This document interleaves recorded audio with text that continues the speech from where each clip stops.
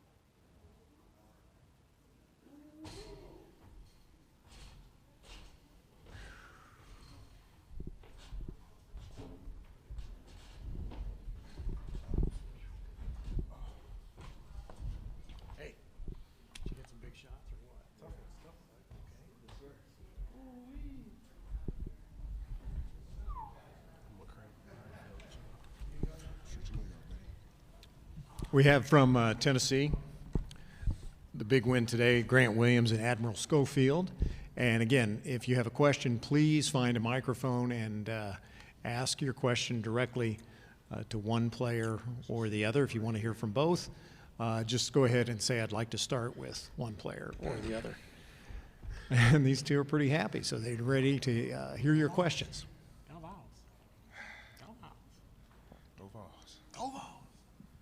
For Admiral, Bill Rabinowitz from the Columbus Dispatch. Can you explain how you guys can look so dominant for long stretches and then have what happened? Well, honestly, one of the things we always say is it doesn't have to be perfect. It never has to be perfect because basketball isn't perfect, and most times that's how the game goes. Sometimes, you have a big run, you have stretches, but the way we started the game, that's the team we are, and the way we finish the game, we can't have that, and that's what got us beat throughout the season. And the team that you saw in the first half is what won 31 games, and we got to be consistent in that aspect. But at this time of year, it's just about winning. It's about surviving in advance, and all I can say is go Vols. Grant, just what was being talked about before overtime, and what can you say about how you guys were able to just kind of reverse the momentum and execute the way you did those final 5 minutes? Well, we knew that we had to make plays. We knew that defensively we had to step up because we came out of halftime and we were trying to slow the pace of the game down, and that's how they like to play. And we should have just kept going for how we were going and kept the pace up and kept trying to be aggressive and dominant. But that's a learning moment. We got it done. And going into overtime, we just said we've done this before a lot, and we've kind of fought through those games. So we just knew we had to get stops, and we knew what plays we were going to go and try and attack, and we got it done.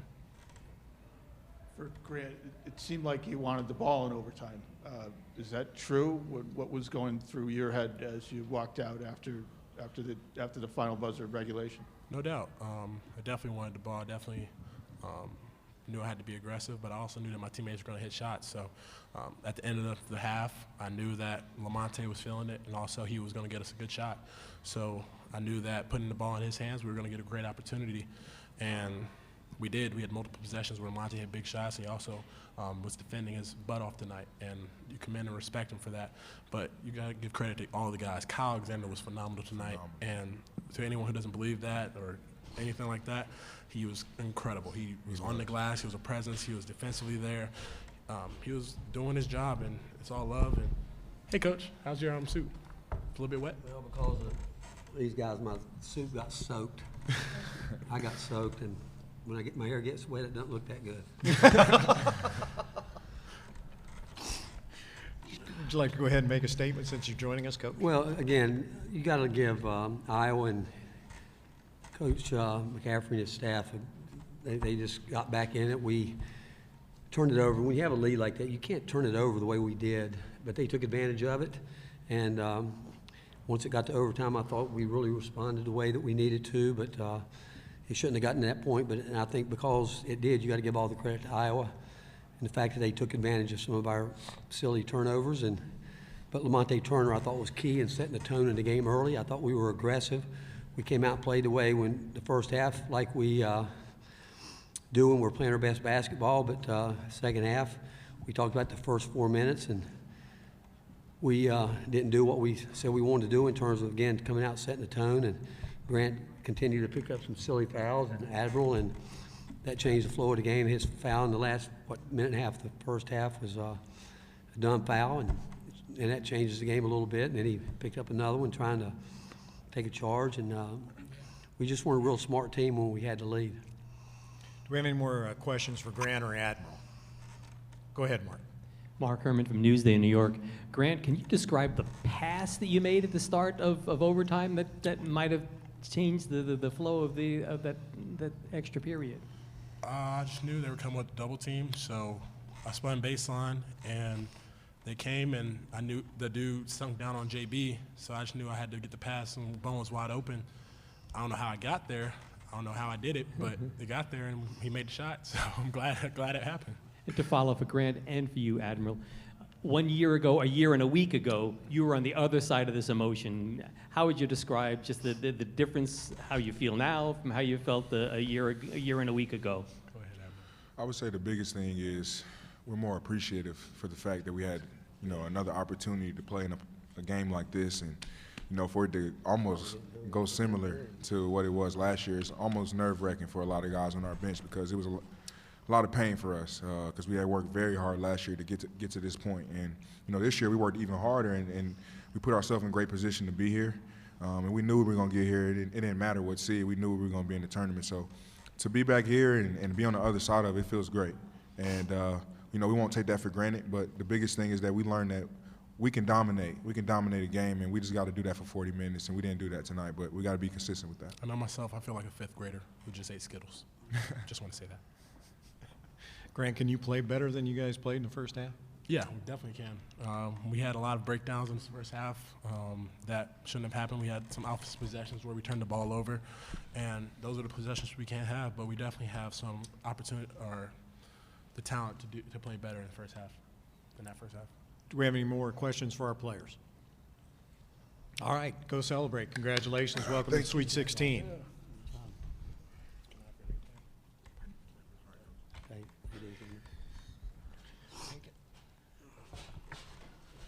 You want mine? This is going on my wall. Hey, take the rest. All right, they've got their mementos. Coach, just the final play regulation, is that what you wanted with Jordan Bone in the corner for three? No, we wanted the ball to Lamonte, and they jumped in a zone. We're going to go with a high ball screen with Grant, and they jumped in the zone. And we were waiting for it to get down, but we'd had success just getting the ball to the middle of the zone. And but now in that situation, players have to react as quickly as they can. But we were really putting the ball in Lamonte's hand and see what he could create. But they went 3-2 zone, and we should have. Again, on that roll, I still think Grant was there, but it was hard for him, three guys up there, to see it. I thought Kyle was terrific today. It was really interesting throughout the game on our bench where we were wanting to sub, and at the end of the game, Admiral kept saying, "You got to leave Kyle in. Don't put me in. We got to leave Kyle in," because they felt like he could do what he needed to do, and he did some. He and Lamonte. Lamonte's defense was huge. I mean, he set the tone for us early, but I tell these guys all the time, your defense gets you the lead and your offense keeps it, and you can't turn the ball over the way we did to come out the second half. It's just sloppy. And but you know what? You sit back there longer than you normally do, and this time of year, but a couple calls that were tough calls, but Fran did a great job. We knew that once the foul trouble, they were trying to put fouls on Grant and Admiral, and then we were trying to do the same thing on the other end. And but Lamonte was really dialed in, and I mean his conversation throughout the game with his teammates was fabulous. It really was. And when we came out to start the overtime, we just said, "Hey, it's starting over. We're going to go get aggressive," and we got back on our heels where we just. When you turn it over like that and you give teams those opportunities, it's going to put you back on your heels.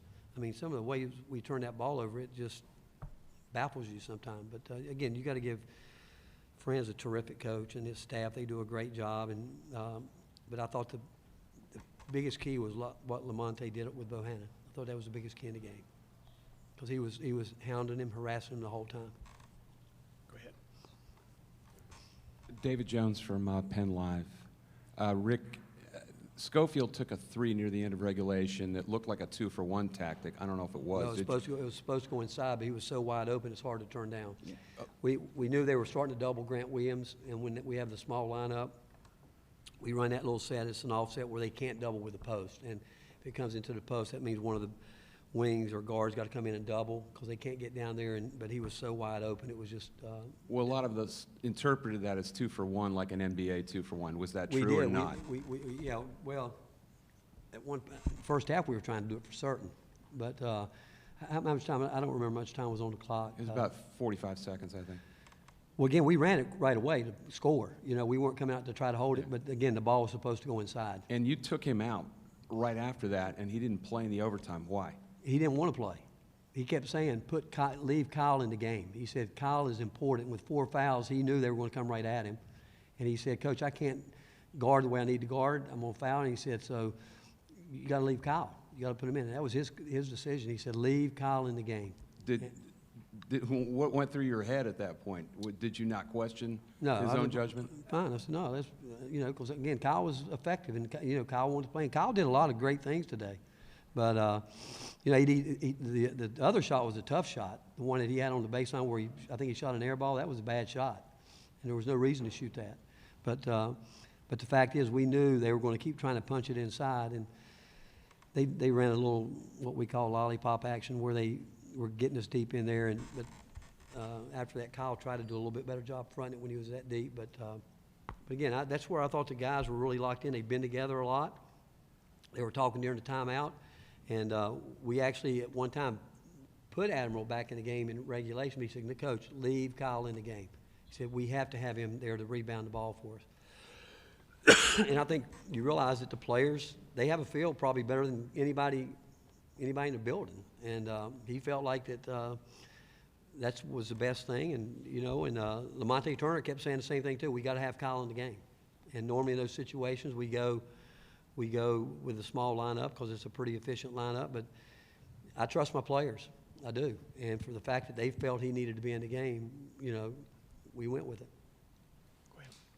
Coach, I saw that Admiral was standing up next to you and looked like he was taking almost a coaching stance, even with that it being in foul trouble. How does that affect your team, knowing that he's still helping and doing things for the team, even though he can't be on the floor?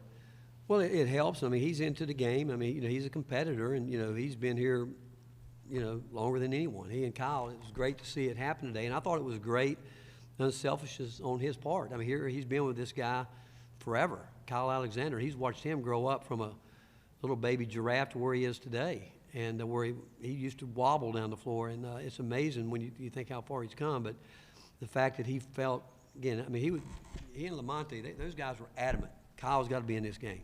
He's got to be in this game. And so, I think it's their team, and I know how hard they've worked.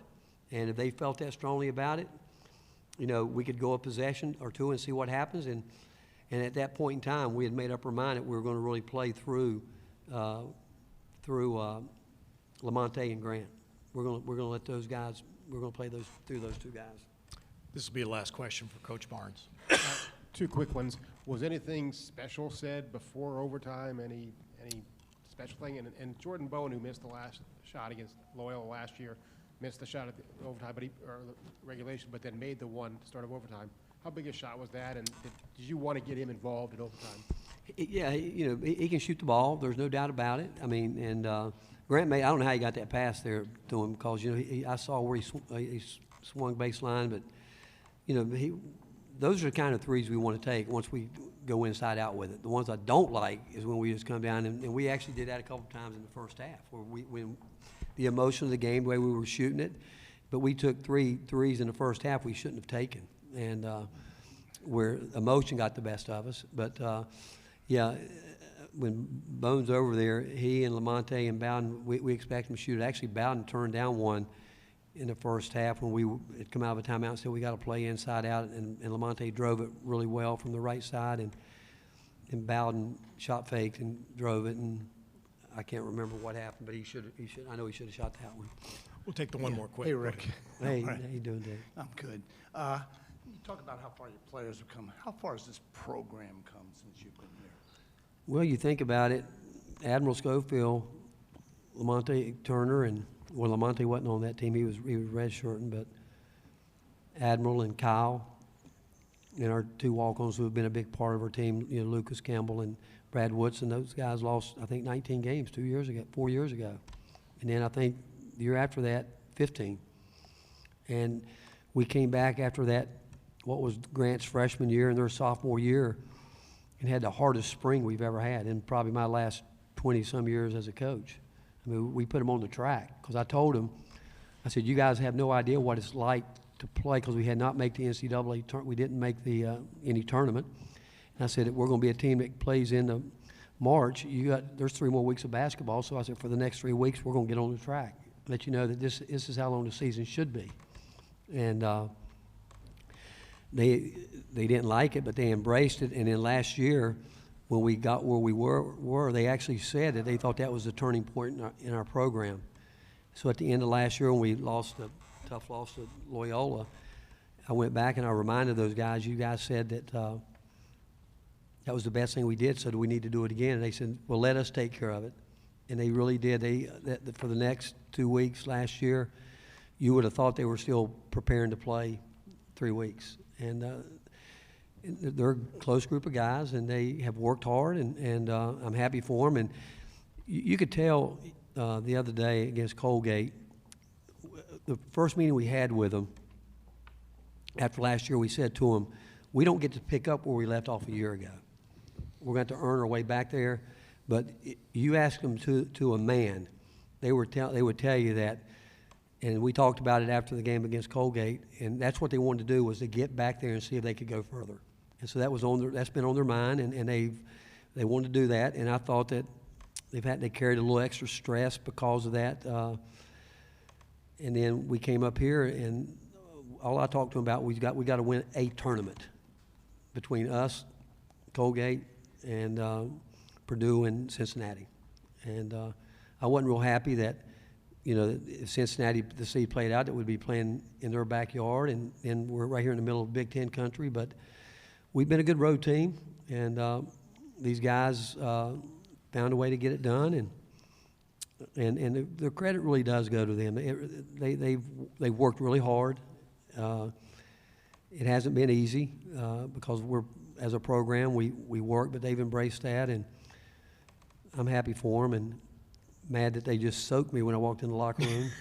They got me good. They got me really good, and but if it makes them happy, I can deal with it. Best soak you've had in a while. Yeah. Congratulations, Right. Sweet 16, Coach. Thank you, guys. Iowa momentarily. Thank you.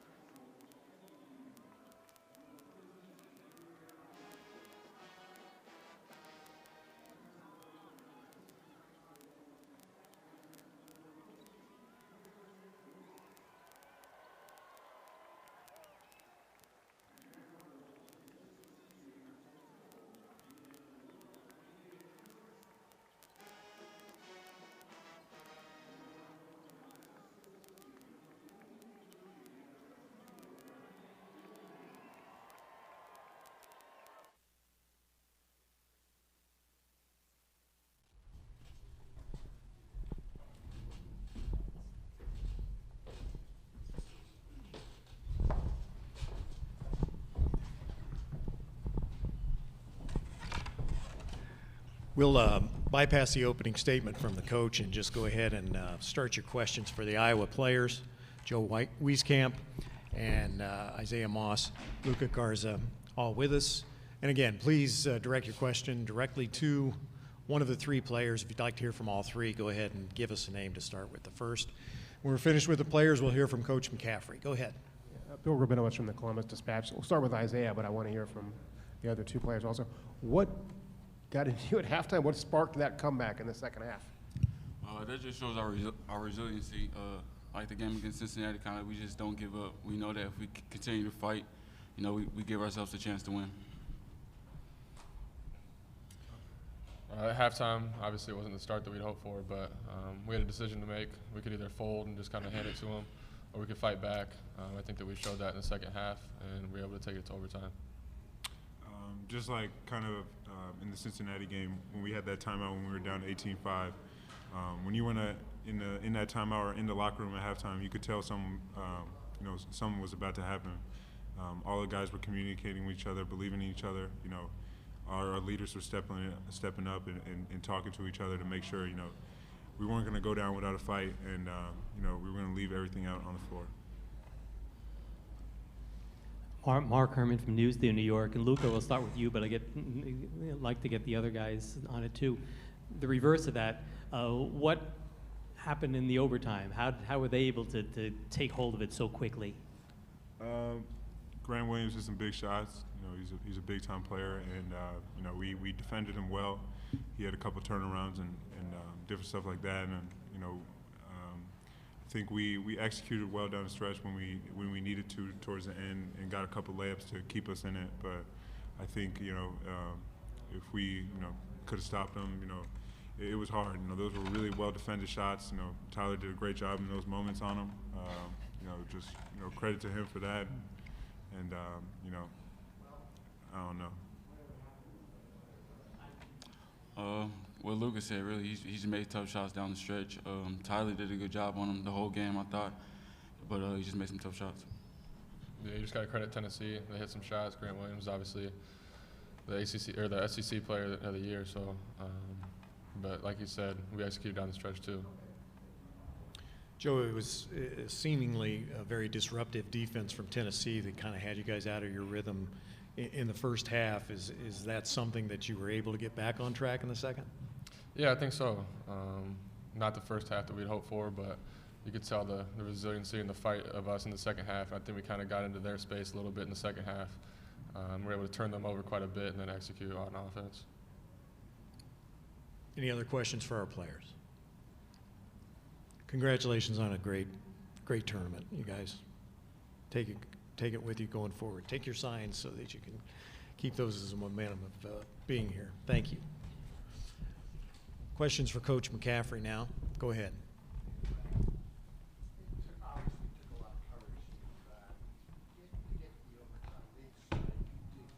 Put Schofield on the bench and go big.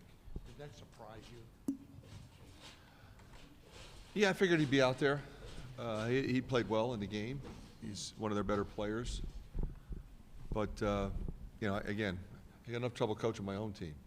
So, you know, whatever Rick decides to do, I have great respect for him, respect for that team. They were #1 for a very long time this year for a reason. You know, it's not often that you get down 25, come back and tie it. So, very pleased with the effort and concentration and execution of our guys to a man. There's a lot of talk from your players about what happened at halftime. Was it more technical changes, emotional? Where did you try to strike? I think the critical thing in a situation like that, a lot of things that we thought we were going to be able to do, we weren't able to do in the first half. And give credit to our opponent. They were up in our space. They picked us up full court. We were literally sideways, you know, going east-west. Didn't get great looks at it. We're down 44-19. It just didn't look good. You know, I challenged Tyler Cook to be who he is, and I'm really proud of him. You know, not in a negative way. That's not how I am. He's a special young man with great character, and I knew he was better than that. Same with Luca. So you talk about a few things from a technical perspective. You know, you stay positive. You challenge a few guys to be better than they were, and you're trying at that point to build confidence, because we didn't play like a confident group in the first half. I think that was obvious. All right, so what do we have to do as coaches to get them to play to their capabilities. That's all you can ask from them. You can't ask more than that. So it starts with effort, and I think it really started with, we got some stops early. We got some run-outs. We got a few buckets. Cook got going. Then Garza got going. Then Moss got going. Then Bohannon got going. And we just fed off of that energy. And the impressive thing for me, and what I'm most proud of as a coach, is how we stayed connected and we stayed together. Because anything short of that, and you're not going to be able to come back like we did. Obviously, you're disappointed you wanted to win this game, but to come back from 25 against a team of that caliber, does it make it more palatable to know that you exited the way that, hey, we left it all out there with everything we could do? Absolutely. You know, it's the only thing that we can ever really ask of our guys. We put a game plan together. We know it's not going to be perfection. It never is. But what you hope to get is a perfect effort, and that's what we got. And I think anytime that happens, you just want to hug your guys and tell them how much you love them because you appreciate how hard it was to do what they did. Mark? The quick thumbnail sketch, if you had to describe what makes Tennessee maybe the best team in the country, what would you say? They got a lot of weapons. You know, they play both ends. You know, they play defense. They share the ball. They have go-to guys. They shoot it well enough, so you can't really just say, okay, we're just going to back it up. They shoot the ball well. They have low post options, and they have tremendous speed and quickness. I think it's a confident veteran group, which I think always helps, especially this time of year, but it helps you throughout the course of the year. It's a reason why they have the record they have. So, you know, they're going to be a tough out. As you were today, congratulations on terrific showing. Thank you Appreciate so it, much. Coach. Thank you.